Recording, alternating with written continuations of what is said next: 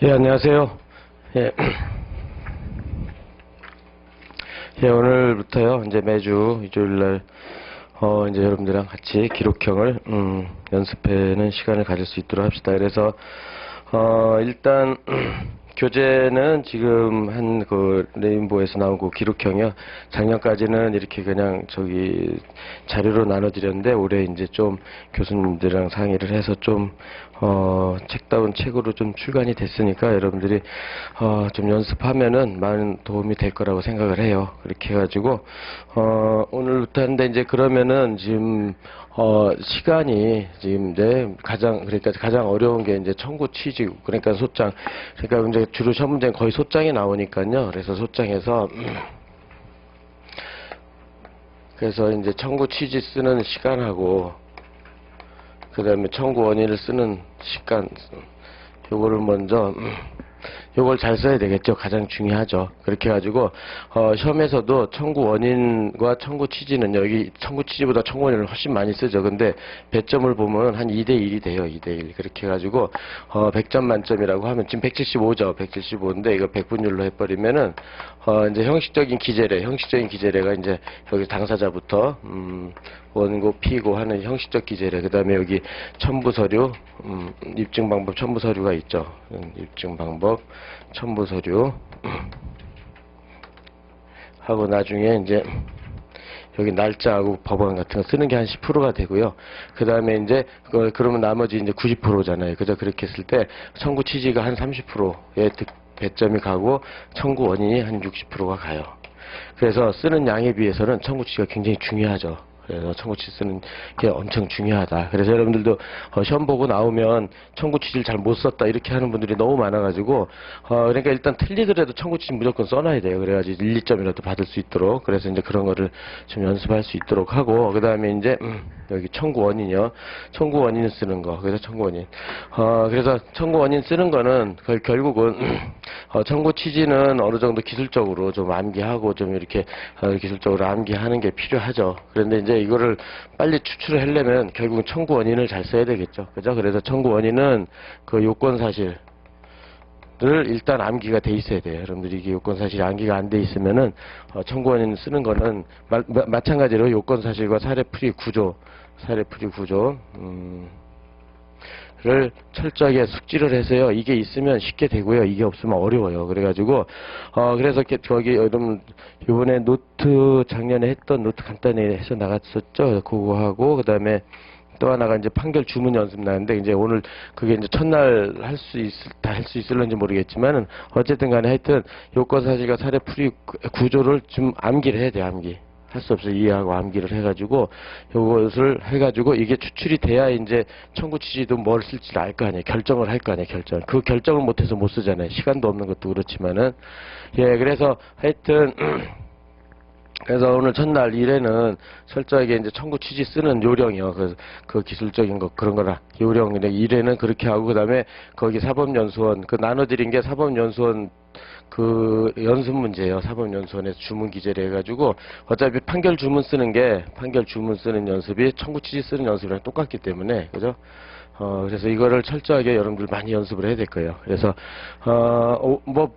이거만큼 어려운 건 없으니까, 가장 난이도가 높을 거예요. 그래서 이걸 연습해 놓으면, 몇 번 최소한 3번 이상 여러분들이 연습해 놓으면, 청구 취지 어떤 게 아무리 어렵게 나와도 좀 할 수 있도록, 하여튼 같이 연습을 해봅시다. 그렇게 하고, 그 다음에 이제 2회 때, 이제 다음 주죠. 다음 주에는, 요건 사실과, 그 다음에 사례풀이 구조인데, 오늘 이거 판결 주문 요거 다 하지 못할 거예요. 그래가지고, 해가지고 하여튼 다음에 이제 요건 사실 사례풀이 구조 해서 간단하게, 하고, 그 다음에 연습 문제, 그 다음에 요거 기초해서 거기 이제 연습 문제가 있어요. 쭉 딸린 연습 문제. 간단한 거, 논점 1개짜리.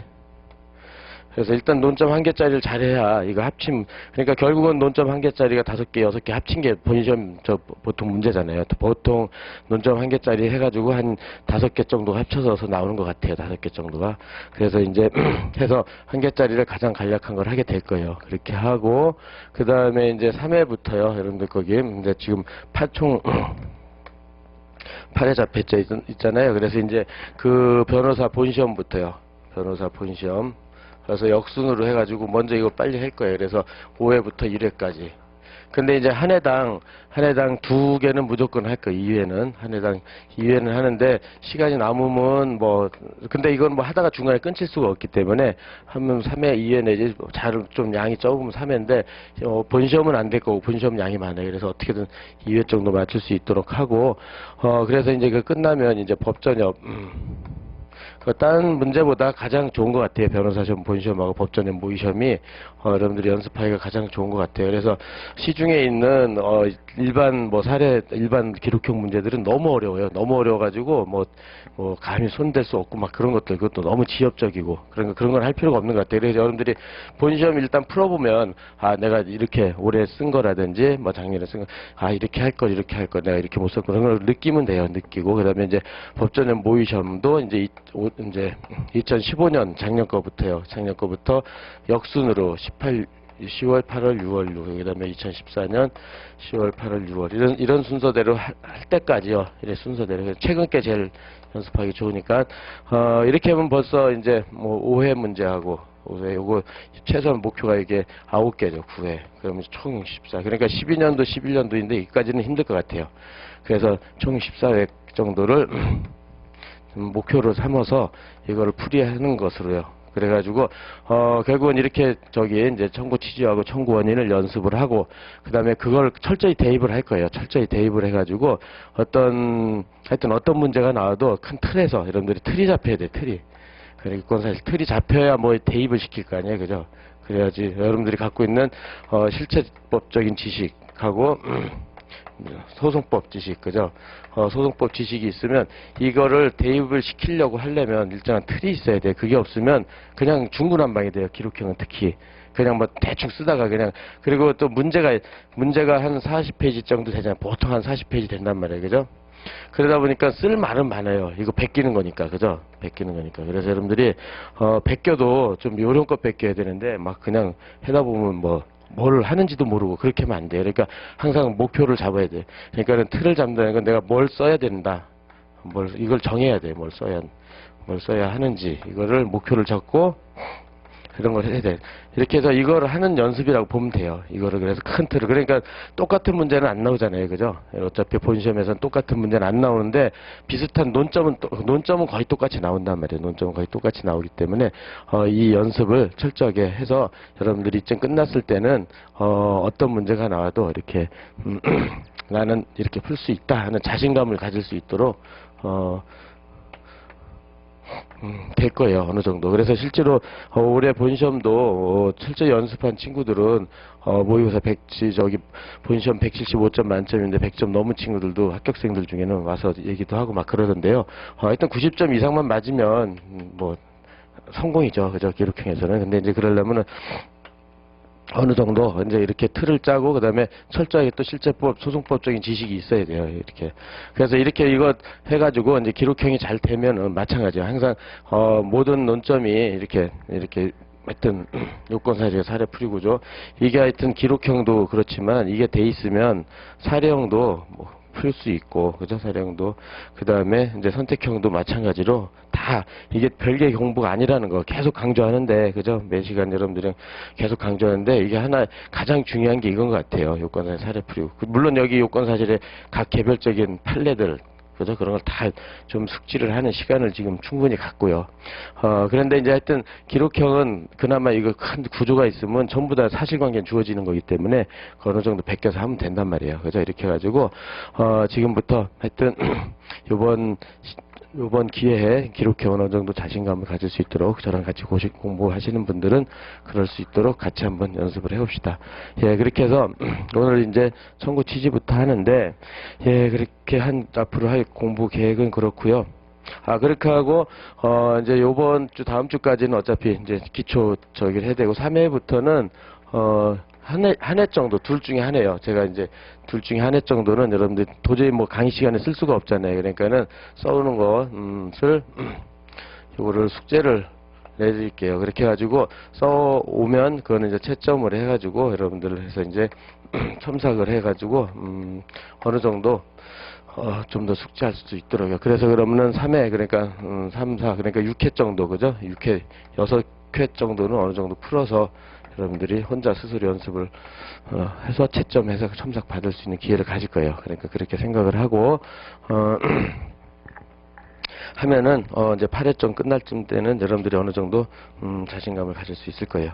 예, 그렇게 해서 하고 그래서 이제 지금 이제 책에서는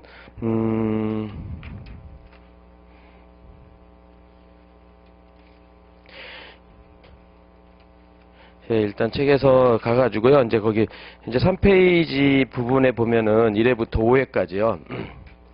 기출문제들을 이제 쭉 분석을 해봤어요. 그러니까는, 근데 하여튼 기출문제 쭉 보면은 지금 하여튼 가장 많이 나오는 게 채권하고 물권이에요. 결국은 채권하고 물권, 적지식, 그죠? 쟁점, 두 개 합친 거.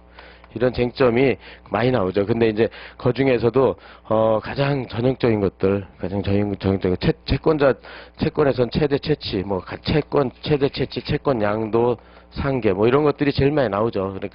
그러니까 이거는 사례형도 그렇고 선택형도 제일 많이 나오는 것들 이런 것들이 공통되게 항상 많이 나와요. 그래서 그냥 물건도 소유권에 대한 물청하고 그다음에 점유시효 취득하고 그다음에 공유 명의신탁 뭐 이런 것들이 주류를 이뤄요. 그다음에 관법지 정도 관법지 법지, 관법지가 아니고 법정지상권 정도가 이제 주류를 이뤄요. 그러니까는 거기서 쭉 보면은 뭐 하여튼 근데 전반적으로요. 거의 그러니까 민사법 또는 민사소송법 지식도 거의 전반적으로 중요하다는 거. 그죠? 그러니까 꼭 해야 될 거 중요하고 본질적인 것들이 거의 주류를 이뤄요. 90% 이상. 그러니까 우리가 안 봤던 거 나오는 건 없어요. 그러니까는 하여튼 항상 사례형 선택형 이런 모두 하여튼 중요하고 본질적인 거 위주로 나오지 지엽적인 게 안 나오기 때문에 여러분들은 마음 놓고 중요한 거 위주로 그 대신 철저하게 중요한 거 위주로 연습을 해볼 수 있도록 합시다. 이렇게 해가지고 거기를 한번 여러분들 쭉 스킵을 해보세요. 아 이런 것들이 쭉 나오는구나. 근데 전부 다 보면은 여러분들이 눈에 굉장히 익숙한 쟁점일 거예요. 그죠? 그렇게 해서 하고 그 다음에 다음 페이지 4페이지로 넘어가가지고 뭐 지금 민사기록형 시험 대비 공부 방법론은 지금 설명한 것 정도라고 생각하면 될 거예요. 이렇게 해가지고 앞으로 이제 청구 취지 연습하고 청구원인 요건 사실 연습하고 그다음에 이렇게 한다는 거를 좀 여러분들이 한번 쭉 한 번 정도 읽어놓으세요. 읽어놓고 그다음에 본격적으로 진도를 들어가서 5페이지부터요. 이제 그래서 오늘은 하여튼 소장 전체적인 걸 한번 보는 거니까 그렇게 해가지고 소장 그래서 우리 민사소송법은 소장 제출주의고 시험에 그러니까 철저히 우리는 시험에 맞추면 되니까 시험에서는 대부분 소장 나오고 그다음에 답변서 한 번 나왔던 것 같고 그다음에 준비서면이 한 번 나왔었죠. 그러니까는 하고 그다음에 반소장 정도를 연습해 놓으면 될 거예요. 반소장. 그래서 아직 반소장까지는 안 나왔는데 그러니까 언제든지 나올 수 있는 것들이 이렇게 서식이 준비서면 답변서 준비서면 반소장까지 판결문 쓰는 거는 이제 안 나오니까 그래도 다행히 그죠? 판결문 쓰는 건 안 나오니까 다행이죠. 그렇게 해가지고 소장 근데 거의 한 80% 이상은 80, 90% 이상은 거기 소장이 나오는 거죠. 그다음에 이제 지적적으로 가끔 이렇게 하나씩 나오니까 돌아가면서 그래서 소장을 철저히 연습을 해야 돼요. 그렇게 해가지고 그래서 책에서 보면은 제1절 소장 작성에서 소장 제출주의 그냥 소장 제출이니까 수험에서는 소장을 쓰는 거죠. 그렇게 해가지고 그 로마자 위반 소장 기재 사항 해가지고 그죠? 그렇게 해가지고 거기 그 내용은 뭐 민사소송법적인 지식이니까 여러분들이 쭉 한번 읽어보는 걸로 하고 기록형에서는 요 기술적인 것들을 여러분들이 많이 암기를 해야 되기 때문에 맨 처음에 표제라고 그러는 거 표제 이게 소장의 표제죠. 소장의 표제 답변서 준비서면 반소장 이게 표제죠. 그죠? 그 다음에 2번 당사자 성명 명칭 상호 주소니까 당사자 원고 피고 써야 되겠죠. 원고 피고 그 다음에 여기서 소송 대리인이라든지 법정 대리인 같은 걸 쓰면 되는 거고 그 다음에 그 다음에 3번 법정 대리인까지 필요적 기재사항이죠. 그렇게 하고 그다음에 사건의 표시 그래서 사건 여기서 여기다 사이다 쓰죠. 대여금 청구의 소 또는 청구의 병 대여금 청구 등 청구의 소 이렇게 나온단 말이에요. 그죠? 하고 그다음에 청구 취지가 중요하고 그다음에 6번 청구 원인 그죠? 이렇게 해가지고 그래서 이게 가장 중요하고 그다음에 입증 방법. 근데 입증 방법을 쓰지 말라고 하잖아요. 지금 현재 시험에서는 본 시험에서는 그죠? 그래서 체크하지 말라고 하니까는 그냥 목차 정도만 쓰면 되는 거니까 그렇게 안 중요하죠. 그렇게 하고 8번 첨부 서류 그죠? 그다음에 9번 작성 날짜, 작성제 기명 날인 법원의 표시. 그래서 9, 10, 11 이거는 좀 써야 되겠죠? 그렇게 해가지고 그게 각 한 1점씩 배점이 되는 것 같아요. 그 날짜하고 뭐 2016년 몇 월 뭐 1월 5일이다. 그렇게 해가지고 뭐 변호사 누구 그 다음에 서울중앙지방법원 기중 해가지고 이런 것들이 1점씩 배점이 되는 것 같아요. 지금. 그래서 그런 것도 빼먹지 않도록 할 수 있도록 하고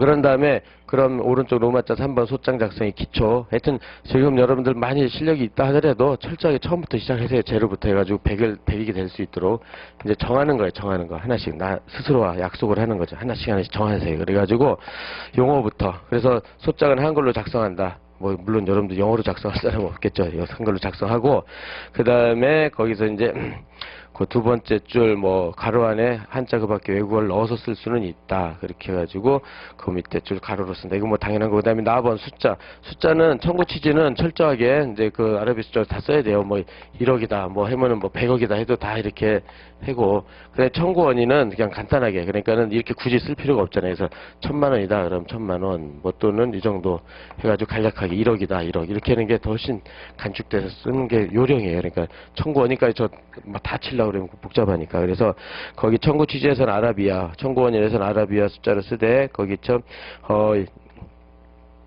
아라비아를 쭉 쓰는 것과 같이 숫자가 너무 길어서 빨리 파악하기 어려웠다 그렇다면 100억 이렇게 해가지고 그냥 간단하게 쓰는 게 그렇게 쓸 것, 오히려 그게 더 편하죠.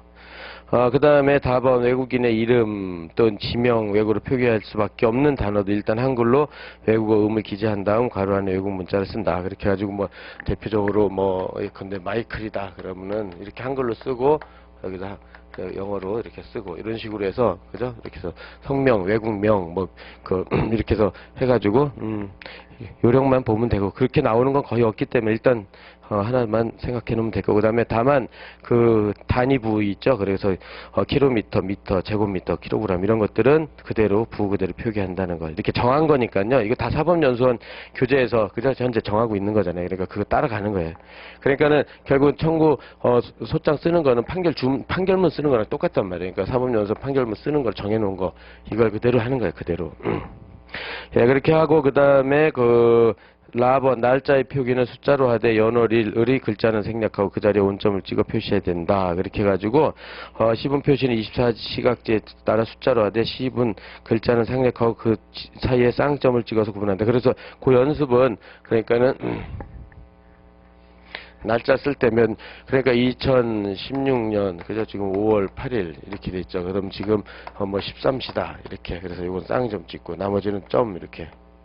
그렇죠? 그러니까 이렇게 한다. 그래서 여러분들이 뭐 사례형도 다 이렇게 그냥 연습을 해버리세요. 선택형 쓸 일이 없으니까 사례형, 기록형 이렇게 해서 버릇을 들이는 의미에서 이렇게 한다. 어차피 여러분들이 평생 이제 법률가로 살면은 항상 이렇게 쓰게 돼 있으니까 이렇게 돼가지고 한다. 그렇게 하고 그 정도 연습하고 그다음에 마법 본적 주소 등의 표시.